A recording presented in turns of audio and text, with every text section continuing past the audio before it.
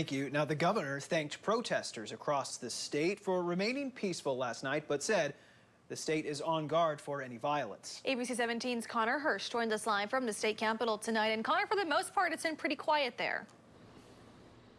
Deb, Lucas, that's right. It's been a really quiet night here in Jefferson City. Really haven't seen anything. Seen a few law enforcement officers circling around the Capitol here, but it's nothing like it was here on Monday when hundreds of protesters were on the Capitol grounds. Or even last night I was here, there were about 15 protesters at the Jefferson City Police Department just continuing asking for justice for the death of George Floyd. Now, Parsons said that he is trying to curb the violence, but he's also looking forward and asking what's next.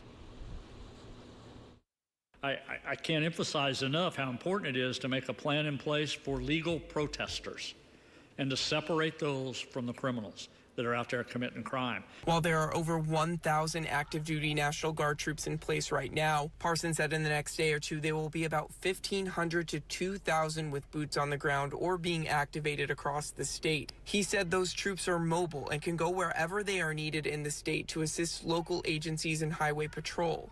The Guard's presence means more law enforcement officers are available to respond to protest and any potential criminal activities.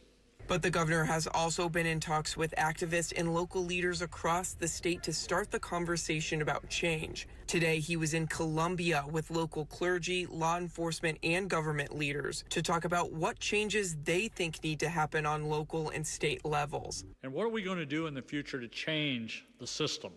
And I think it's why it's important to have these meetings. It's why it's important to meet with the African American community right now and try to not only say, yes, we know there's a problem, but what are we going to do for the end game? And Parson also mentioned that the federal government is asking for Missouri National Guard to be sent to Washington, D.C. to manage some of the protests there. And Parson said that he would send those because politics aside, that he believes that protecting the national history is important. Reporting live in Jefferson City, Connor Hirsch, ABC 17 News.